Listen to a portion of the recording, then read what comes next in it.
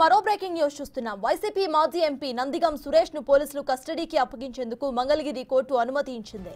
2 రోజులు ఆయనను విచారించవచ్చని తెలిపింది కోర్టు. ఈ నెల 15 నుంచి 17వ తారీఖు వరకు సురేష్ ను విచారించాలని పేర్కొంది. టీడీపీ కార్యాలయంపై దాడి ఘటనలో వివరాలను అధికారులు ఆరా తీయబోతున్నారు. ప్రస్తుతం ఆయన గుంటూరు జైలులో రిమాండ్ ఖైదీగా ఉన్నారు.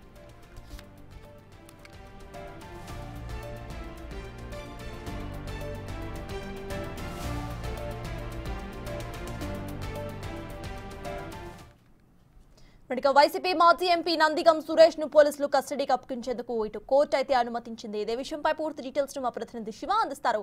శివ, చెప్పండి, ప్రజెంట్ అక్కడ అప్డేట్స్ ఏంటి? కస్టడీకి అప్పగించేందుకు ఇటు కోర్టు అనుమతించినట్టు తెలుస్తోంది. సో వైసీపీ నేతల వైపు నుండి అసలు ఎటువంటి రియాక్షన్ వినిపిస్తోంది? ఇక ఫర్దర్ ప్రాసెస్ ఏంటి? మొత్తం మీద చూసుకుంటే కనుక తెలుగుదేశం పార్టీ కేంద్ర కార్యాలయం దాడి ఘటనకు సంబంధించి కూడా బాపట్ల మాజీ ఎంపీ నందిగం సురేష్ ని 4 రోజుల క్రితం పోలీసులు అరెస్ట్ చేసి రిమాండ్ కి పంపించారు. ప్రస్తుతం ఆయన గుంటూరు జిల్లా సబ్ జైల్లో ఉన్నారు. అయితే ఆయన్ని 2 రోజుల పాటు కస్టడీకి ఇవ్వాలని చెప్పి 4 రోజుల క్రితమే మంగళగిరి కోర్టులో ఏసీబీ సిఐడి పోలీసులు ప్రత్యేక కేసు దర్యాప్తు చేశారు. ఈ కేసుకు సంబంధించి కూడా 2 రోజులుగా విచారణ కొనసాగింది. విచారణ అనంతరం ఈ రోజు కూడా 2 రోజుల పాటు పోలీసు కస్టడీకి ఇస్తూ కూడా మంగళగిరి కోర్టు తీర్పును వెలువరించింది. అయితే న్యాయవాదుల సమక్షంలోనే విచారించాలని చెప్పి కూడా కోర్టు ఆదేశాలు జారీ చేసింది. 2 రోజుల పాటు పోలీసు కస్టడీకి ఇస్తున్నారు.